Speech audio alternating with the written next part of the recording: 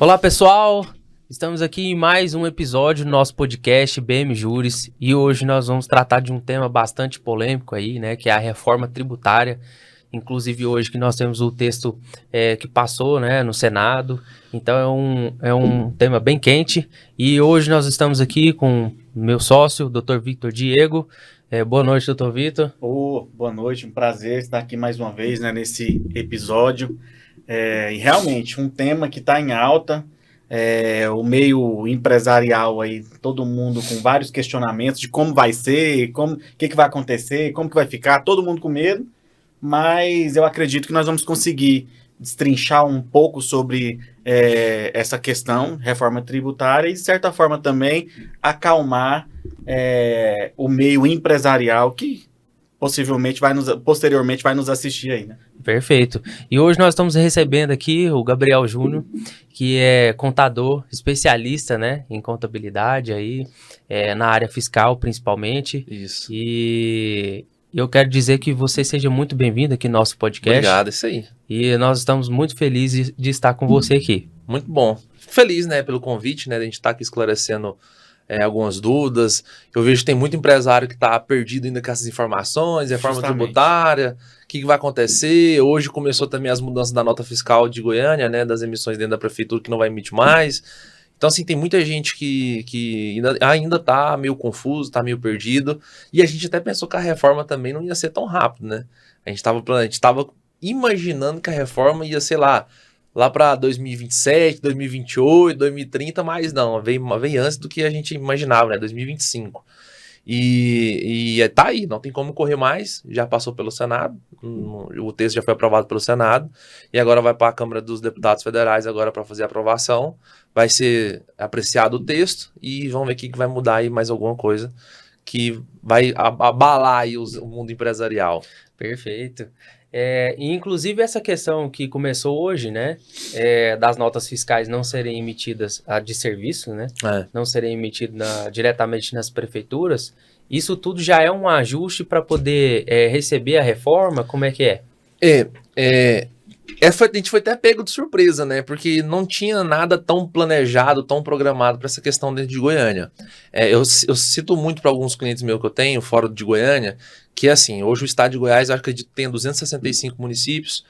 Desses 265, grande parte, ali, uns 80%, 90%, copia ou ela se inspira na legislação tributária municipal de Goiânia. E o que acontece? Se a gente for avaliar hoje o Código Municipal Tributário dos municípios, dos 265, 264, né, menos a capital, é meio que um Ctrl-C, Ctrl-V das legislações, das leis, dos procedimentos, das regras e tudo mais. Essas mudanças que veio para Goiânia, agora com essa questão da emissão da nota fiscal, ela foi falada há mais ou menos uns 30 dias, mas a gente não tinha tanta certeza que de fato iria mudar. Mais ou menos 30 a 60 dias. E quando de fato foi anunciado que a partir do dia 1º de outubro ia ter essa mudança, assim, eu ainda acho muito prematuro a forma que vai ser mudado, tão agressivamente, mas querendo ou não, para inibir a questão da parte de sonegação municipal junto com a reforma. Porque com essas mudanças da reforma vindo agora, muita coisa vai mudar. Por exemplo, acredito que a gente tem essa pauta para a gente ver a questão do pagamento antecipado, do imposto direto no pagamento da emissão de nota. Então, assim, acaba que essa inibição e essas mudanças dentro do município de Goiânia, ela também é para inibir a parte de sonegação fiscal municipal. Então, é uma grande mudança e é uma mudança que vai trazer um pouco mais de despesa para contratar sistema. Sim. Porque o empresário, as empresas vão ter que contratar um sistema para emissão de nota de serviço, porque antes o empresário entrava lá com acesso do pessoa física, né, dentro do portal da prefeitura, emitia nota de prestação de serviço, estava tudo certo. Estava tudo ok. Agora não, vai ter um prazo, se não me engano, são de 10 dias ou de 20 dias, que vai ter ainda a continuidade desse estilo de emissão, e após isso você vai ter que contratar um sistema de emissor de nota fiscal de serviços. Então, assim, a tecnologia ela tá vindo para afunilar mais ainda se há alguma parte de sonegação fiscal municipal em Goiânia, e querendo ou não, isso vai ser uma cópia para os outros municípios. Porque como os outros municípios acabam que copia Goiânia, nos procedimentos, regras e tudo mais, e processos, acaba que os municípios também eles vão aderir. Mas a gente entende que tecnologia hoje, quando a gente fala de Goiânia, ela ainda é um pouco atrasada, agora que está tendo essas mudanças. Quando a gente fala do interior do estado de Goiás e dos outros estados, ainda também é uma realidade distante. Para você ter noção, hoje não existe nenhum meio de comunicação de integração de notas fiscais entre municípios. Não existe. Não existe, né? Não existe. E nenhum estado. Então, assim, nenhum município conversa com o outro. Alguns empresários, alguns contadores ou até advogados, eles vão lembrar que quando eu sou de Goiânia, minha empresa é de Goiânia, de vocês também são de Goiânia. Se eu emito uma nota para você, automaticamente essa nota aparece lá dentro das suas obrigações. Então, assim, isso é uma forma automatizada. Se você é do interior de Goiás, sou lá de Rio Verde, e aí Goiânia emite uma nota para mim que eu sou lá de Rio Verde, essa nota para mim não aparece dentro da minha declaração, que seria a comunicação e a integração de sistema. Então, eu acredito também que vai ter essa mudança aí com esses procedimentos de tecnologia que Goiânia está trazendo, está tendo essas mudanças, e acredito que essa tecnologia ela vai ser disseminada aí nos municípios. Acaba que os municípios não têm tanta verba, né, para fazer esse investimento, mas acredito que nos próximos meses ou nos próximos anos a gente vai ter essas mudanças aí sim. Perfeito. Até tem que ser mais antecipada essa mudança, né? Justamente por conta da reforma tributária, que tem a questão do IBS, né? Que que trouxe a reforma tributária que unificou o ICMS e o ISS. E o ISS. Né? Então, assim, até para a gente começar a entrar sobre a reforma tributária, Gabriel, como é que está acontecendo, como é que vem o texto da reforma? Quais impostos que estão sendo substituídos? Como é que está essa sistemática para o pessoal entender? Quando a gente vai falar de três, né? A gente fala do IBS, o CBS e o seletivo, né? Que a gente fala, antigamente era o imposto do pecado. Isso. E aí vem...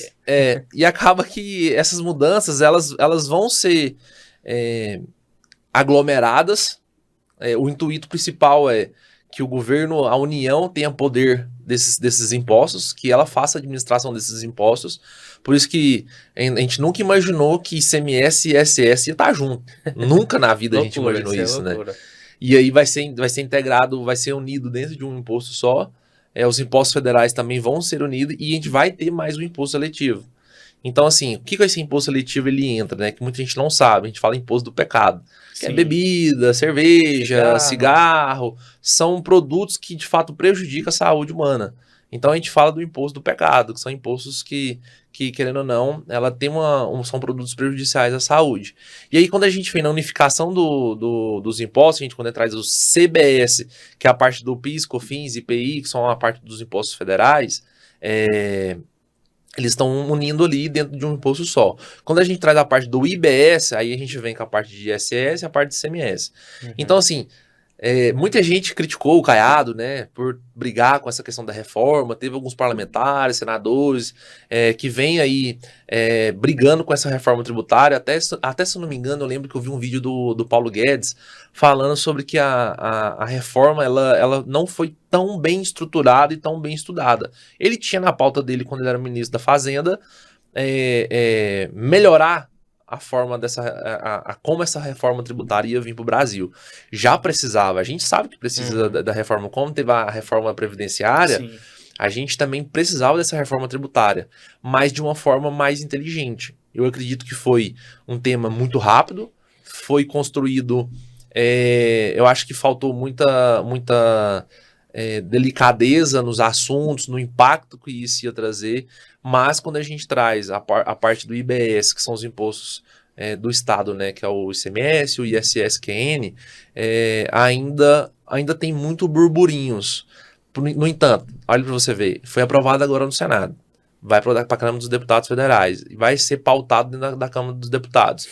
Existe a possibilidade ainda de haver mudanças no texto. Sim. Então, assim, ainda não tem nada muito concreto. A gente tem um texto já pré-aprovado pelo Senado, tem um texto que vai ser discutido dentro da Câmara dos Deputados Federais, mas ainda existe a possibilidade de haver mudanças. Até porque essa questão do IBS, assim, até para melhor situar o CBS, são contribuições, né, Uhum. sobre bens e serviços, elas estão elencadas lá no âmbito federal. Exato. IBS já são os estados e municípios, né, Exato. que é o Imposto sobre Bens e Serviços. Uhum. Eles fizeram essa divisão justamente por conta da União e dos estados e municípios. Por quê? A União é mais fácil de ajeitar a alíquota, né? Mudar Sim. a alíquota para mais ou para menos. Uhum. Agora, o ICMS e o ICS tem uma complexidade muito grande, porque cada estado tem uma alíquota diferente, né? Cada município tem uma legislação própria. Então, por ser uma questão muito complexa e eles unir isso tudo em um imposto, acaba que gera esse conflito entre os... Esse estresse todo, né? Esse estresse todo, justamente, porque eles colocaram no texto que vai ser implementado uma espécie de grupo ali entre os governadores e os prefeitos para discutir e deixar fixado quais são as alíquotas, né? Onde que vai ser variado. E provavelmente não foi bem delineado em legislação ainda como que isso vai ser, né? Como é que vai ser discutido.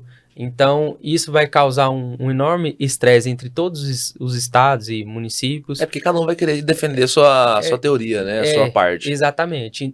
E justamente porque, por conta dessa unificação, é que houve aquela mudança de onde vai incidir o imposto, né? Porque hoje, atualmente, a gente tem um grande problema aí que traz dor de cabeça para vários empresários, que é o DIFAL, né? Sim. Porque o imposto... Grande dor de cabeça. Que o imposto, ele incide, né? Ele vai ser pago lá onde é produzido. Sim. Né? Agora, com a reforma, o imposto vai ser pago onde ele é consumido. Sim.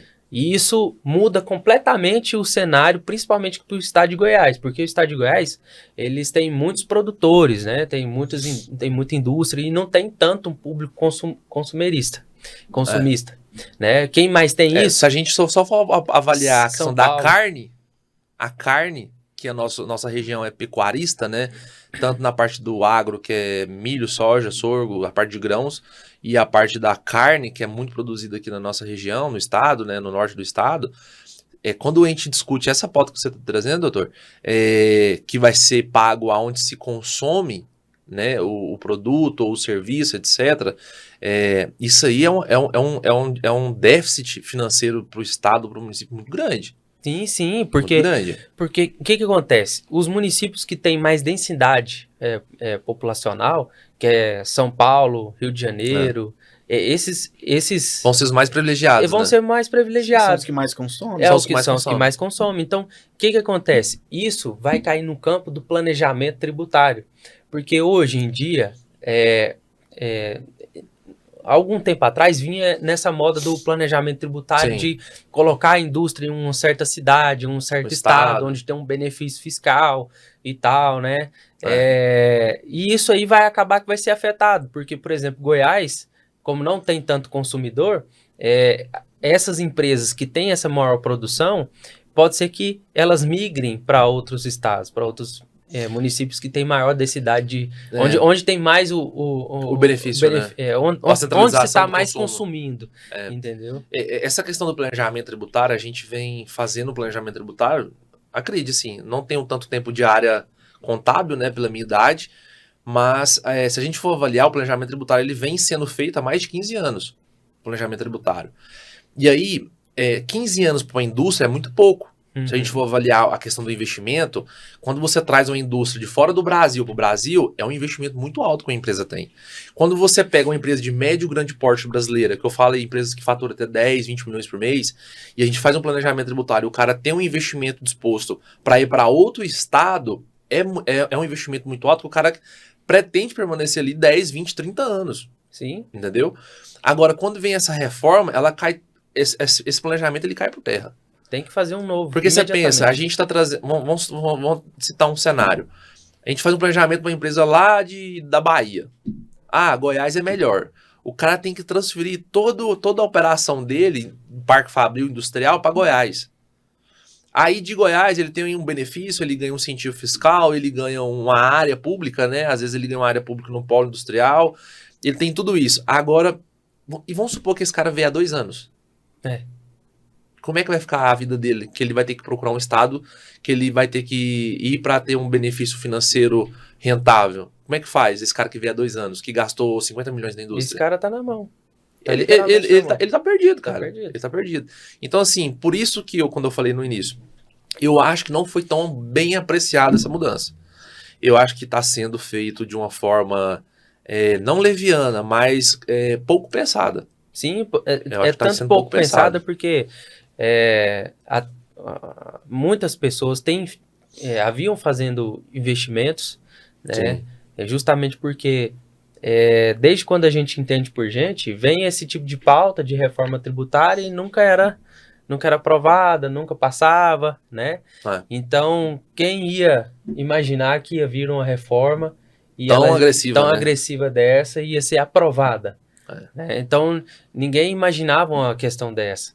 Eu conheço pessoas que estão fazendo investimento nesse momento, construindo galpões gigantes, né? Colocando filiais justamente para fazer esse planejamento tributário, fiscal, e que a partir de 2026 agora já começa o teste, né? Mas a partir de 2027 vai tudo por água abaixo, praticamente, né? Assim, em relação a consumo, porque tem os impostos que são de patrimônio, que também estão sendo mudados, e tem os de receita também, né? Mas eu como contador, eu tenho muitas críticas ao nosso ministro da Fazenda. Eu não vejo ele com a personalidade técnica em relação ao nosso último ministro, que foi o Paulo Guedes. Assim, é indiferente. Eu acho que pode até dar um corte isso aqui, cara, porque assim, gritantemente a capacidade técnica que a gente tinha com o Paulo Guedes, independente de ser direita ou esquerda, não, tô falando de capacidade técnica do Paulo Guedes com o Haddad hoje. É indiscutível. Isso que para mim é indiscutível. E o que a gente cresceu no último governo Bolsonaro, né? No nosso último governo, a gente teve um crescimento econômico gigantesco. E quando a gente vem para o próximo governo, que é o governo do Haddad, que é o nosso atual ministro da Fazenda, a gente só vem tomando lapada, cara. A gente não vem assim, tem um suspiro de esperança. Cara, a gente não tem. Essa é a realidade. Quando de fato o governo atual assumiu 2022, né? Quando assumiu 2022, cara, muitos clientes me ligaram. Muitos. Gabriel, e agora? O que vai ser?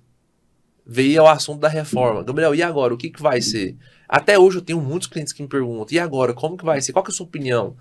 Eu falo que a gente tem uma classe de empresas de pequeno, médio e grande porte. Na minha opinião, ainda é prematura essa opinião, mas eu quero deixar bem fixada. As empresas de pequeno porte e as empresas de grande porte não vai sofrer tanto. Vai sofrer sim, mas não tanto. Mas as empresas de médio porte ou de segmentações de classe média baixa são as que mais vão sofrer. Porque essas empresas de médio porte, querendo ou não, elas estão bastante alavancadas financeiramente. Elas passaram por um momento de transição de pandemia que elas cresceram muito devido às oportunidades.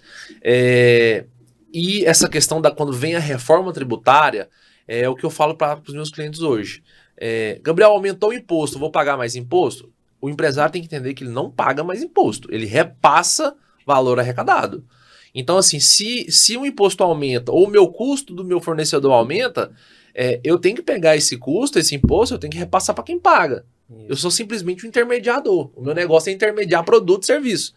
Então, por exemplo, se eu tenho uma contabilidade ou eu tenho um supermercado e o meu imposto aumentou, eu vou agregar esse valor dentro do meu serviço ou dentro do meu produto. E quem vai sofrer mais no final é o consumidor. É o consumidor.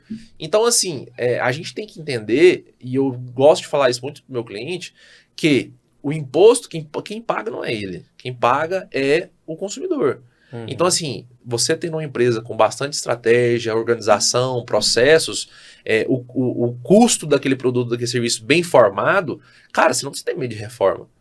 O que o mundo já passou por tantos problemas, reforma industrial, cara, tantos problemas, tantas coisas novas, tantas mudanças, e ninguém nunca, assim, deixou de existir o mundo. A vida segue. A vida vai seguir.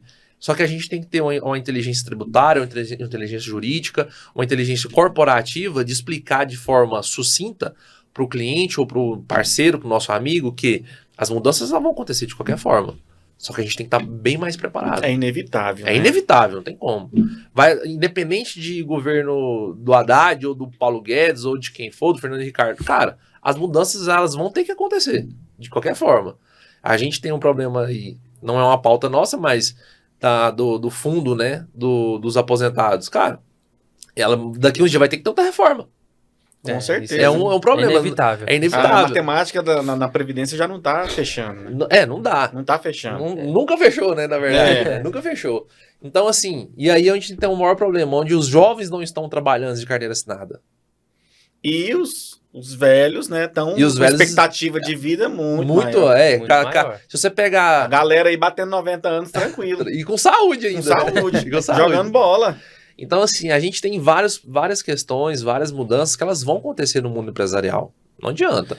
O empresário, ele tem que se estruturar. E assim, até para continuar só um pouquinho de adendo nesse tema que ainda não é aqui, mas hoje em dia está sendo muito difundido essa questão de não quero ser CLT, né? Então,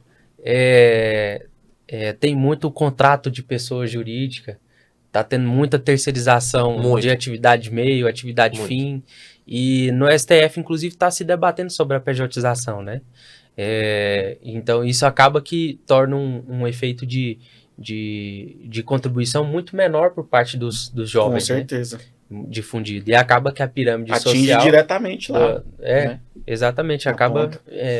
invertendo, né? Então, assim, é complicada a situação.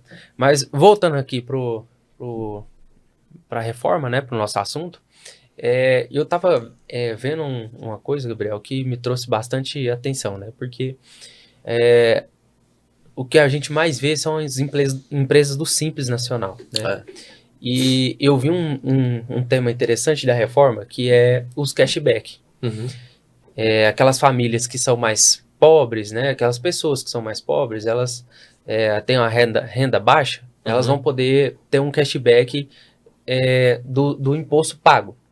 Só que esse cashback, ele vai ser tirado a partir de que as notas fiscais sejam emitidas. Certo. Então, hoje a pessoa do Simples Nacional, ela às vezes acaba não emitindo nota, né? Uhum. E quando emite ali ou meia nota, que não deveria acontecer, né? Exato. Mas quando emite tem lá as informações normais. E agora as notas fiscais da reforma tributária, ela tem que ter uma diferenciação, né? Se eu não me engano aí da parte de que os clientes vão poder gerar crédito. Sim. Né? Então, eles vão ter que utilizar o CPF para fazer compra simples de supermercado, né? Compra simples de farmácia, simples... Colocar o CPF, né? Entendeu? E essa pessoa, ela vai ter que ter um cadastro no CadÚnico, Uhum. que é a forma mais fácil que o governo encontrou Sim. de considerar aquela pessoa como Classe, renda baixa, né? Renda baixa. Então, isso vai acabar que vai impactar nas pequenas empresas, porque a empresa que opta pelo regime do Simples Nacional, ela é uma microempresa, uma empresa de pequeno porte. E ela vai ter que se estruturar, ter um outro sistema, a contabilidade tem que se desdobrar para poder ajudar na parametrização Uhum. dessas novas notas fiscais, para que essas pessoas consigam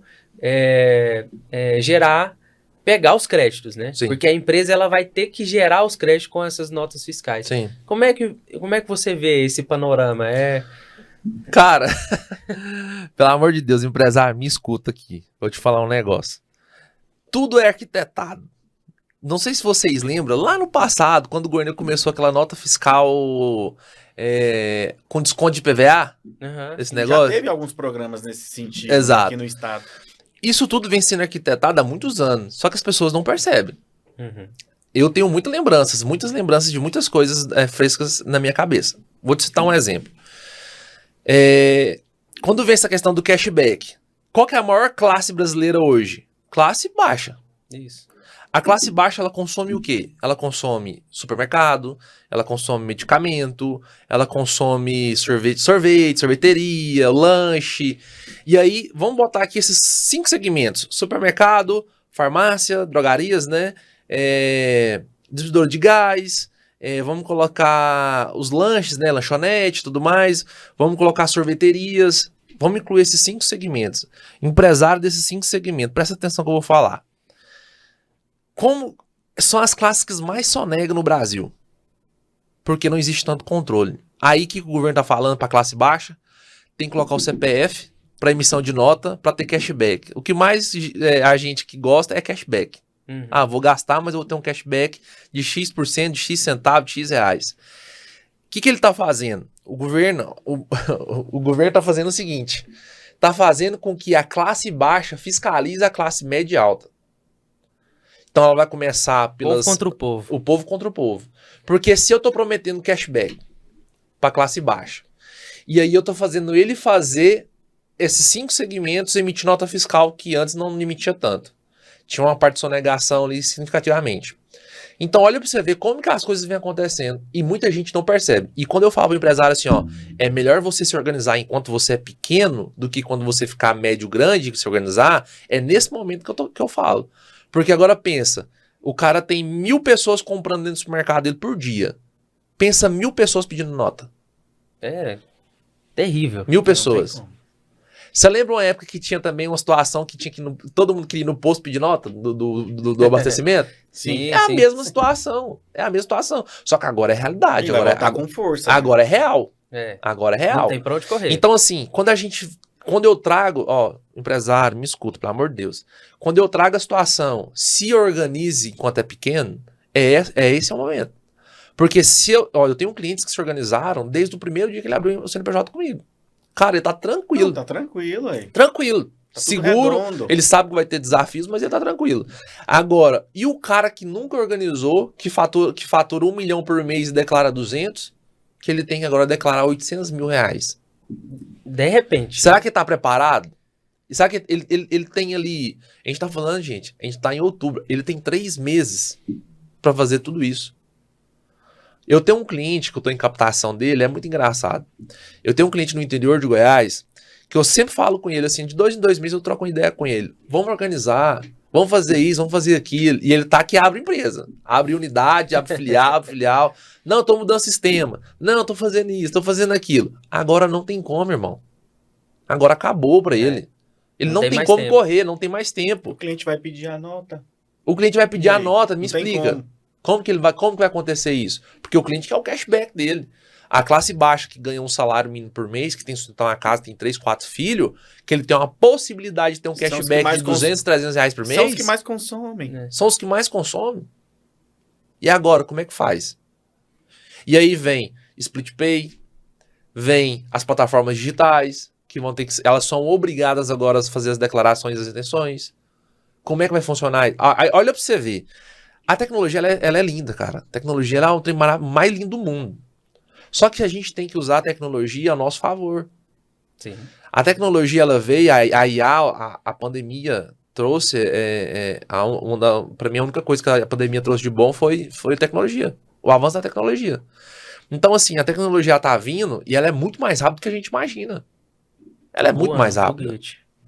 Então, assim, a gente tem que analisar e observar o cashback tá aí e a classe baixa, ela vai bater de frente com a classe Ela vai controlar. empresarial. Ela vai fiscalizar, ela vai exigir. Ela não quer nem saber. Jeito, ela quer, eu quero meu cupom fiscal e se lasque quem tem que dar. Às vezes pra ganhar 100 reais a cada 3 meses, mas é 100 reais. Aí você pensa, um supermercado que fatura 1 milhão por mês, que o cara declara 200 mil no Simples Nacional, e o cara tá pagando, o cara que declara 200 mil no Simples Nacional, ele tá pagando ali uns 33, 45 mil de imposto.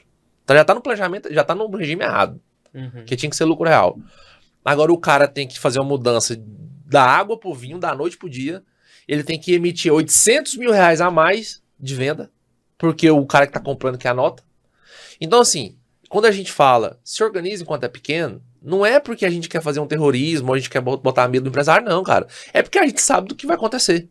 E agora a mudança é drástica demais. A mudança é drástica, não tem como. Ele não, às vezes nem vai conseguir. Exatamente. Então, assim, isso, todas essas questões que o governo traz, gente, é muito bem arquitetado, é muito inteligente. Só que a gente tem aquela costume, não, nunca deu problema, não vai dar. Cara, dá problema. Uma hora a conta chega.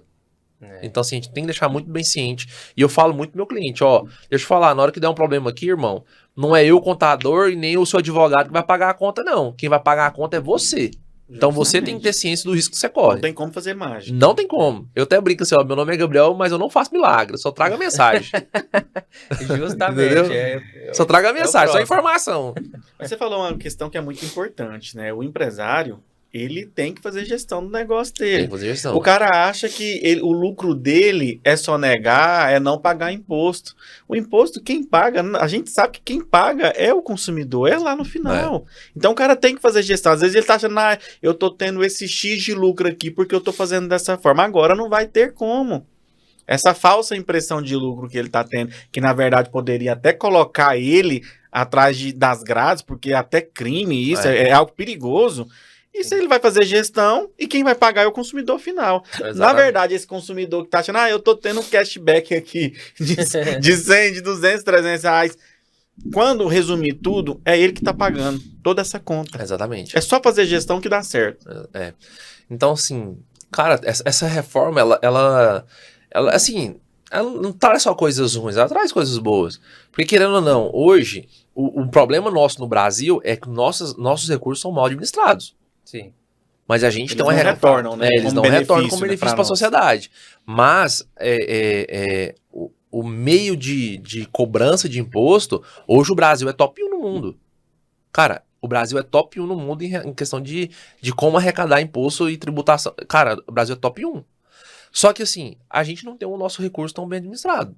Se a gente tivesse todo o nosso recurso bem administrado, que esse recurso voltasse, que a nossa máquina pública fosse mais barata, que tivesse reduções de custos e despesas pela máquina pública, esse valor voltasse em saúde, educação, economia, asfalto, infraestrutura, escola. Sim. Cara, seria uma das coisas mais lindas do mundo. E a gente sabe, aonde tem uma empresa que tem um bom gestor, não tem como dar errado. Não tem como dar errado. O cara sabe que ele tem um salário dele, o salário dele é dele, o faturamento da empresa não é dele, é da empresa, ele é um funcionário da empresa, ele sabe que os recursos da empresa têm que ser aplicados em diversos setores para que a empresa funcione normal, e o governo, o Brasil, ele é uma empresa. O Brasil é uma empresa chamada Brasil. Só que a questão da ordem e progresso na nossa bandeira não é tão bem assim, não tem tanta ordem e a gente não vê tanto progresso. Entendeu? Infelizmente. Então, assim, os nossos gestores que administram nossos recursos, eles não. A gente vê que não tem, gente, tanta aplicação dos nossos recursos. Uhum. Você pode ver que as privatizações é a resposta para isso. Se nossa gestão de recursos fosse tão boa, a gente não precisava privatizar nada.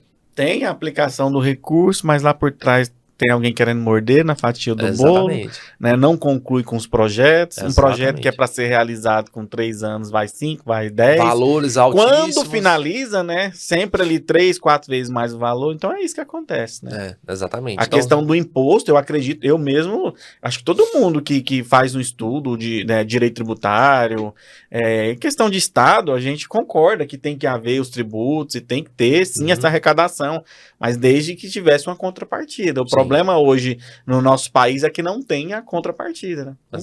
Não tem um retorno.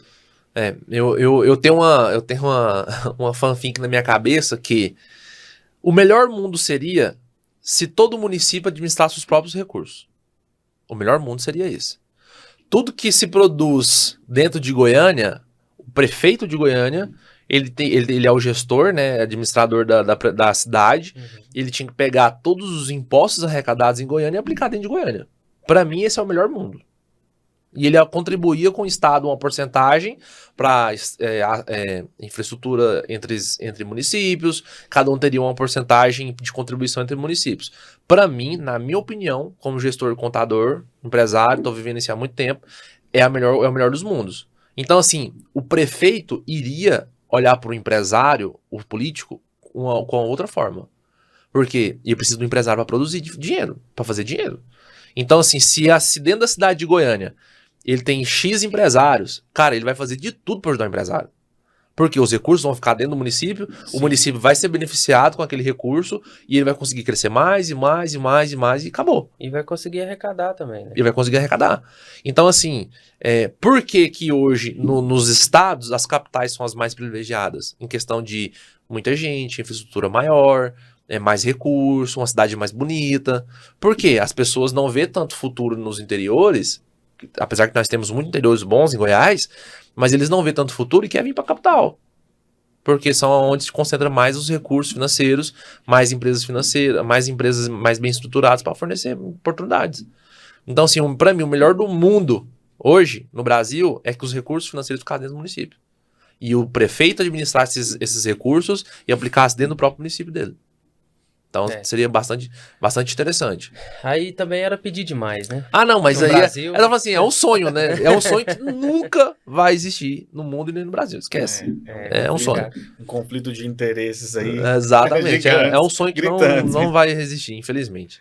Essa questão aí de trabalhar certo, né? E a pessoa que fatura muito e às vezes declara pouco, isso com a reforma vai mudar, a gente sabe disso. E ela tem que já começar, tinha, né? Que já ter começado bem antes, justamente porque na reforma tributária, essa questão de insumos, de crédito sobre insumos, vai beneficiar bastante as pessoas do lucro real. Sim. Né? Porque agora vai aproveitar integralmente, né? Sim, integralmente. Então, antes existia aquela discussão sobre insumo essencial, né? Sobre o que é insumo, o que não é insumo, que gerava muita discussão nos tribunais, inclusive, sobre crédito de PIS e COFINS. Agora, com a reforma tributária, não vai ter tanta discussão em relação a isso, né? Sobre o que é insumo, porque tudo vai ser insumo e vai ser considerado, vai ser gerado crédito.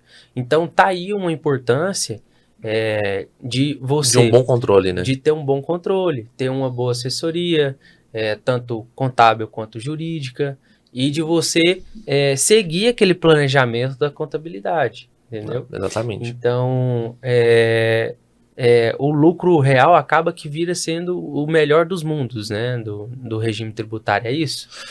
Assim, ó, eu gosto muito... Muita gente me pergunta, às vezes, quando eu vou palestrar, fala assim, Gabriel, qual que é o melhor regime que tem? Eu explico da seguinte forma.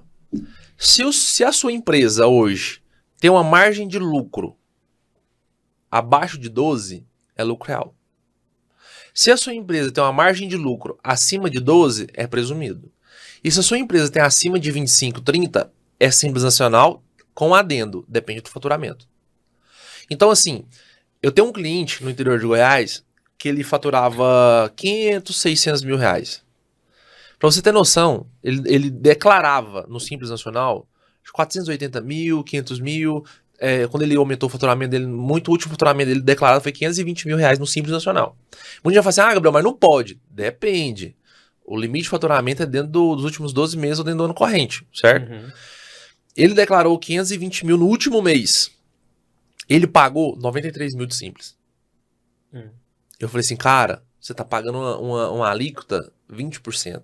Quase 20%, né? Eu falei assim, vou te fazer um desafio, fulano. Cliente, vou te fazer um desafio.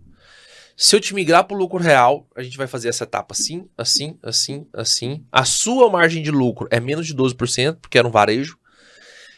Provavelmente, o seu imposto a pagar vai dar 33%. Provavelmente. Vamos colocar 5 mil para mais, uma margem de 5 mil para cima e uma margem de 5 mil para baixo. Ele falou, Gabriel, é impossível. Impossível. Eu falei, topa o desafio? Se você não pagar, eu pago a diferença. No primeiro mês ele pagou 39. Nossa, que diferença, hein? No primeiro mês da mudança de regime. Então, assim, essa questão de saber, Gabriel, qual que é o melhor regime tributário hoje para as empresas? Então, eu tenho essa regra. Se você tem uma margem de lucro até 12%, eu aconselho lucro real. Se você tem uma margem de lucro acima de 12%, eu aconselho lucro presumido. E se você tem uma margem de lucro acima de 20%, 25%, eu aconselho Simples Nacional com esse adendo da questão do limite de faturamento. Então, assim, a conta básica você tem muito custo, você tem muita despesa, você tem muita conta para pagar, tem como registrar esse negócio, é lucro real. Não tem como.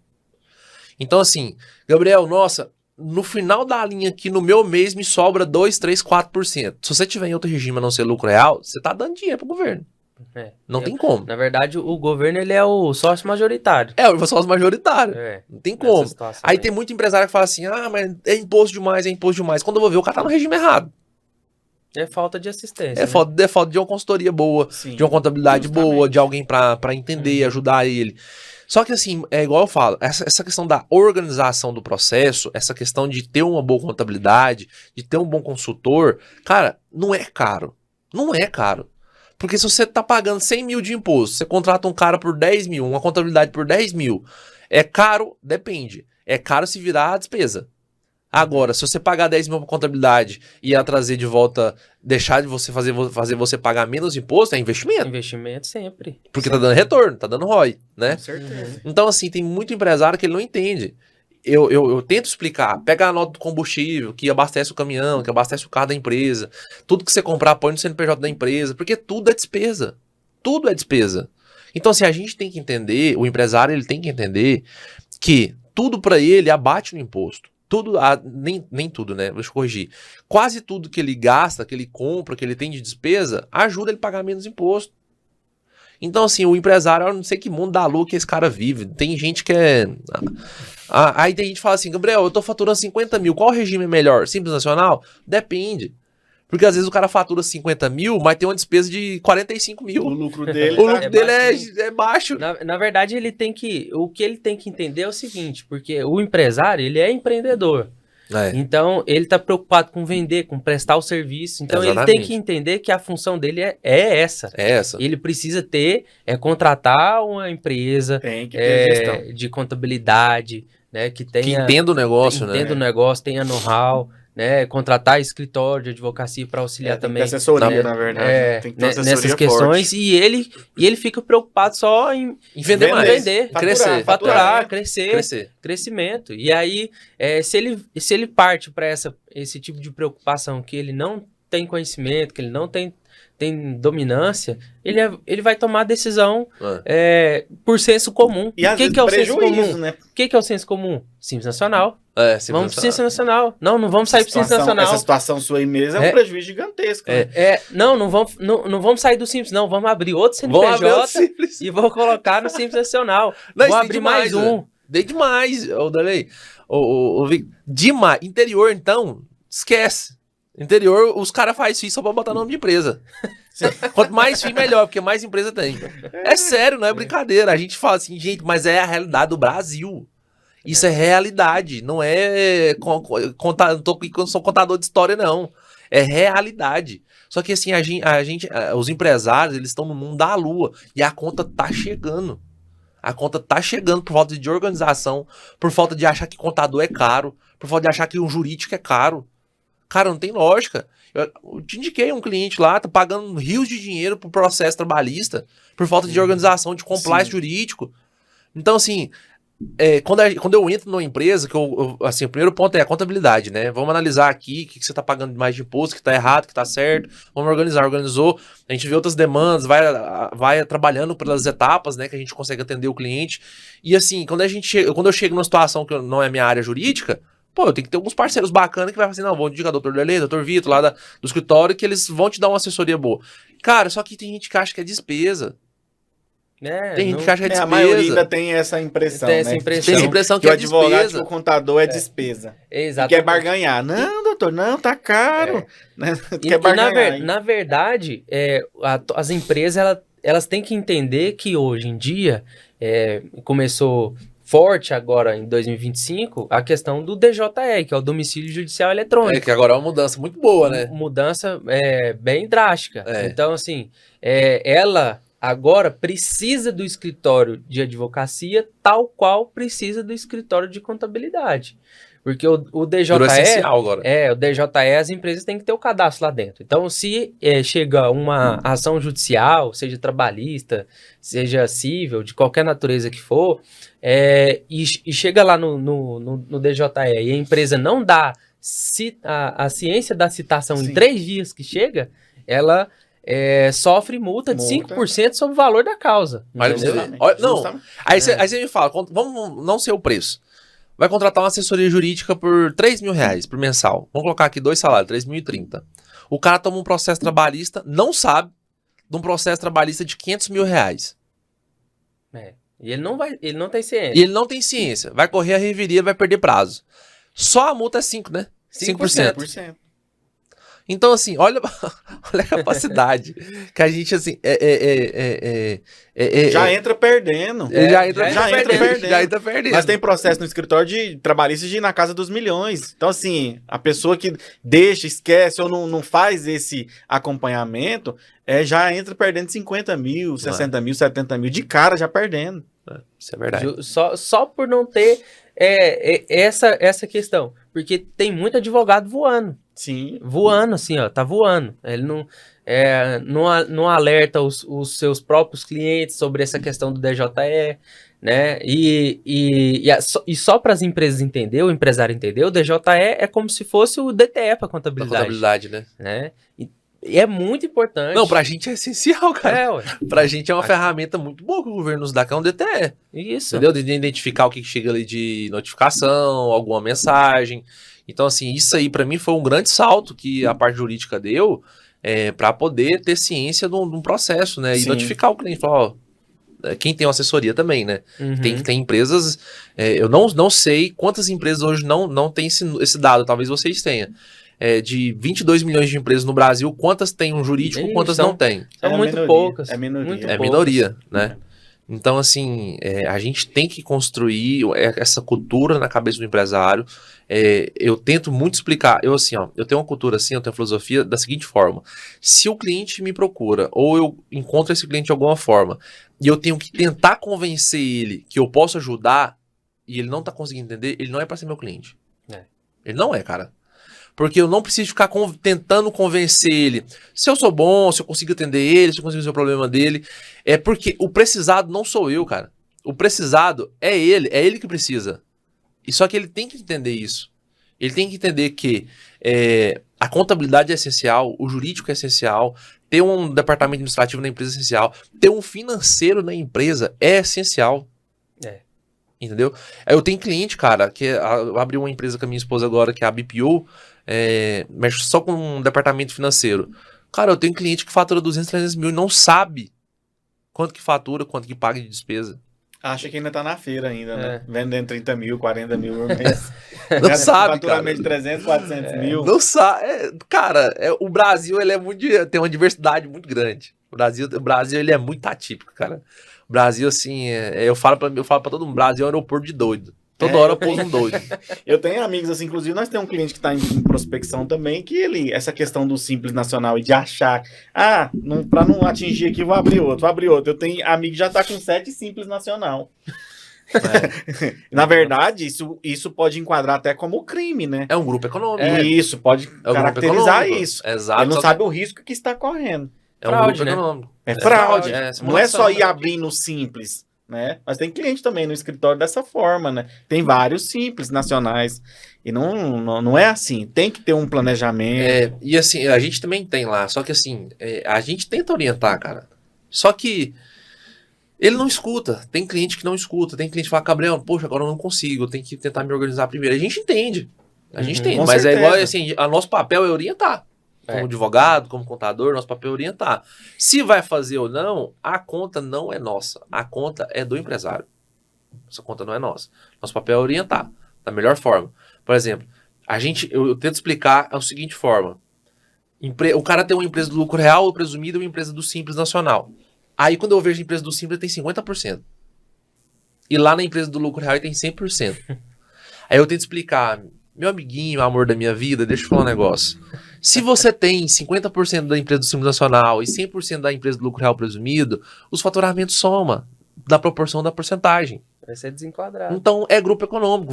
O Simples vai estourar, porque vai somar o faturamento. Aí esses dias eu tinha um cliente que tinha 11 clínicas odontológicas. Ele tinha 10% de cada clínica. Cada clínica faturava 300 mil reais. Eu somei, fiz uma continha para ele de padeiro, né? 10% de cada empresa dá 30 mil, somado pelas 11 dá tanto. Você tá estourado. Você estourou o Simples Nacional. Só que tem gente que... esse ditado que não acontece mais acabou. Uhum. Ah, não acontece nada não. Agora acabou, não tem conversa. Eu tenho cliente meu frutificado em 30 dias. 30 dias. Estado de Goiás. Então, assim, esse negócio assim, não dá problema não. Vai dar problema. É questão de pouco prazo. Pouco prazo. Então, assim, as mudanças estão vindo. Split Pay, pra mim, é a pior situação da reforma tributária. Porque agora, quando você emite uma nota da contabilidade, né, pro cliente, a nota já vai separar o impostinho ali e já vai direcionar pro governo. Não tem conversa. E se eu, como contabilidade ou como supermercado, um prestador de serviço, não pagar aquele imposto, o meu cliente que recebeu a minha nota não pode acreditar. Olha pra você ver. O governo não perde nunca, né? O governo não vai perder. Ele é o sócio majoritário. Sim. Entendeu? Então, assim, existe muitas mudanças com a reforma. A gente fala muito sobre a reforma. É uma pauta quente demais, que a gente tem 1 ano e meio que a gente está debatendo sobre isso. A gente tem a questão da organização financeira, de uma contabilidade de alta performance, uma contabilidade consultiva. E a gente vem falando isso para empresário já tem anos e anos e anos e anos. As empresas que se organizaram, elas estão voando, cara. Tá tranquilo. Tá Sem tranquilo, preocupação. Sem preocupação. Sem preocupação. Entendeu? E 2026 agora começa, na verdade, o teste, né? Sim. Como é que Inicia, né? inicia. Como é que funciona essa questão de teste? Os Como é que tá a testes, elas vão contabilidade ser, pra isso? os testes, eles vão se iniciar da seguinte forma, até se não houver alguma mudança, Uhum. pelas capitais e por alguns segmentos. Então, assim, vão ser selecionados alguns segmentos. Então, assim, a gente não tem ainda certeza de quais segmentos que vão ser, e não foi solta Cara, isso é impressionante, porque essa informação. você tem uma reforma aprovada em pouco tempo, com um período Pouco tempo. de transição que vai iniciar de repente, e você não tem a mínima noção dos segmentos que vão ser Não, ainda iniciados de está em teste discussão. e falta 3 meses, né? Falta 3 Eu tô vendo meses. aqui Não. ó, no Instagram que o presidente da Ordem dos Advogados do Brasil tá lá, tava no Congresso agora lá, tentando organizar essa questão da tributação em relação aos advogados. Os advogados. Você vê, é uma coisa que tá todo mundo Tá ali, todo mundo louco. né, fazendo seus lobbies ali, conversando e É. tentando ajustar para, né? Então, pra você ver que é algo que está em discussão e já vai começar a testar agora. Quer dizer, esse ano já acabou. Nós já estamos em 2026. Ou seja, vai acabar que vai ter muita coisa sendo atropelada no direito, né? Então, assim, às vezes o governo, para poder suprir uma questão que seria por norma, vai soltar portaria, vai soltar Sim. instrução normativa, né? Vai sair atropelando tudo. E aí vai estar a importância da empresa ter um escritório de advocacia, né? Para poder auxiliar ali a empresa propondo mandados de segurança, Sim. né? Algumas medidas cautelares para poder Sim. ele conseguir. Chegou a nossa hora agora, né? Chegou Do jurídico, da literalmente. contabilidade. E o meu conselho para o empresário é tenha uma assessoria contábil forte e uma assessoria jurídica forte também. Mais forte ainda. Tem que ser, não tem Mais jeito. forte ainda. Tem que ser. E é isso aí, trabalhar porque vai vir muita coisa aí, viu? Muita Não, coisa. trem demais. trem Muitas demais da surpresas. Se eles queriam simplificar, unir as coisas, tá um pouco longe Não, pra disso. eles é simplificado. É. Pro governo, ele tá simplificando. Pro empresário que não tá. O empresário não tá simplificando, tá piorando. Tá piorando. Tá piorando. Então, assim, a reforma, ela é real. Esquece, ela é real. Já era. É realidade. Agora, como contador, como jurídico, como um estrategista, um controller, agora é pensar o que a gente vai fazer. Quais são as medidas que o empresário tem que tomar. Justamente. Entendeu? O plano agora é esse. Agora é o plano B. O plano A já foi, Já não tem o foi que fazer embora. mais. Já foi para Né? as cocuia, diz o outro. Então, essa questão aí é bem delicada mesmo. A gente sabe que nós vamos ter algumas discussões, principalmente em relação quando acontecer a utilização de 2 tipos, né, Uhum. de tributação.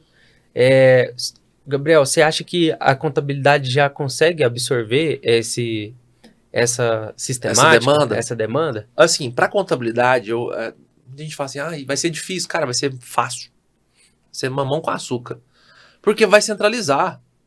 Para mim, como empresário contábil, para minha operação tributária para o meu escritório, contábil, fiscal, DP, cara, para mim é excelente, porque eu vou ter menos trabalho.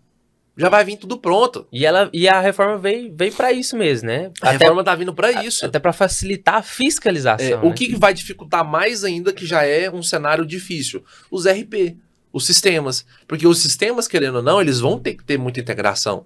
Eles vão ter que ter muita organização. O sistema, o RP da empresa. Então eles... Nisso tudo, na minha opinião, as empresas de sistemas de tecnologia hoje, elas vão ter que se redobrar. Porque as mudanças vão ser para todos e elas são as detentoras da maior carteira, né? Que eles têm a demanda do cliente. E aí você pensa, meu escritório tem, sei lá, vamos botar aqui mil clientes. Eu tenho 1000 clientes, eu tenho vários segmentos. Uma empresa de sistema tem 20, 30 mil clientes, 40 mil clientes, de todos os segmentos. Então, para eles, a demanda tecnológica ela é muito maior. Para mim, como contabilidade, um empresário contábil, já vai vir pronto. O cara emitiu a nota, o imposto está deduzido. Já tá ok. Já tá resolvido. Tá resolvido. Tá resolvido, cara. Ele que vai mexer mais lá na Exatamente. Frente, né? Na ponta e da aí lança. o que eu falo, assim, eu tenho alguns amigos da área, né, da área contábil. O contador ele vai ter que se reinventar.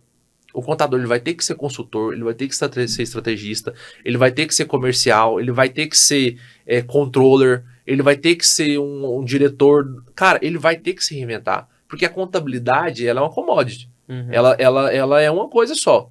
O que vai trazer de diferença para o contador é o quanto ele tem de experiência e o quanto ele pode ajudar o seu cliente. Por que muitos clientes me procuram hoje? Porque eu não atuo somente na contabilidade. Eu atuo na área comercial do cliente, na área estratégica do cliente, na área de expansão do cliente. Você entrega na mais, área de né? trazer parceiro. Eu entrego mais do que simplesmente contabilidade. Então, assim, para mim, que sou contador, pela vasta experiência que eu tenho de várias empresas que eu trabalhei, cara, para mim eu pego tudo aquilo que eu aprendi e entrego pro meu cliente. E aí eu vou atrás de taxas de cartão melhor, eu vou atrás de empresas de sistemas que vai conseguir atender ele melhor, vou atrás de um jurídico para tentar ajudar ele na parte trabalhista. Além da contabilidade. É muito além da contabilidade. Só que tem, vou te citar aqui alguns, não sei quantos contadores tem no estado de Goiás, mas cara, se tiver ali 5% que faz isso, eu tô falando pra você que é muito. E eu acho impossível de ter. Porque o contador ele tem que trazer não só a contabilidade, ele tem que trazer a estratégia, o comercial, o network, o lobby. Ele tem que trazer as situações que ajudam o empresário. Não somente contabilidade. Contabilidade é igual para todo mundo. Sim. Isso é um fato. Entendeu? O assunto tá muito bom, né? Tá. Mas nós Tem que ter pelo menos umas 3 horas, né? Nós poderíamos ficar aqui o resto da noite.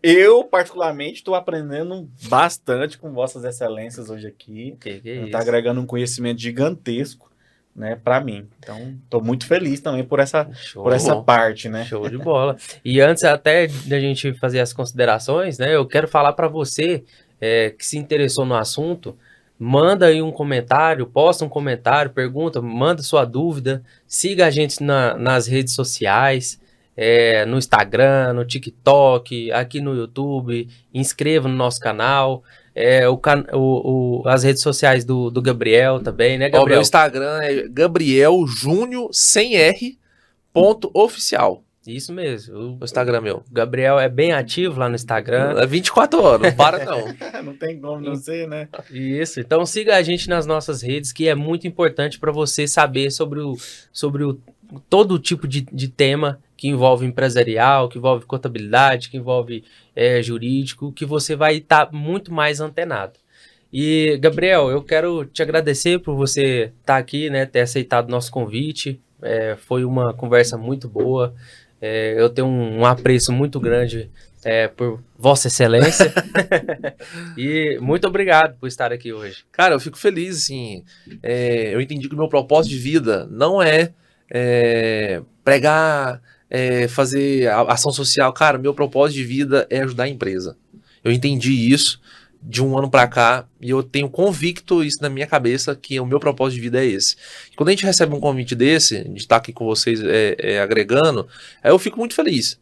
Porque o meu propósito está sendo cumprido. que é ajudar as empresas, é esclarecer, tirar dúvida, poder ajudar de alguma forma. Então, assim, eu fico muito feliz, obrigado pela oportunidade de ter convidado, da gente bater esse papo aqui. E quando tiver outras oportunidades, a gente tá com a agenda aberta para vocês têm carta Não, livre. aqui você vai ser prata da casa, entendeu? Tá bom. Com certeza. Então é isso, pessoal. Siga a gente e não esqueça de dar like também.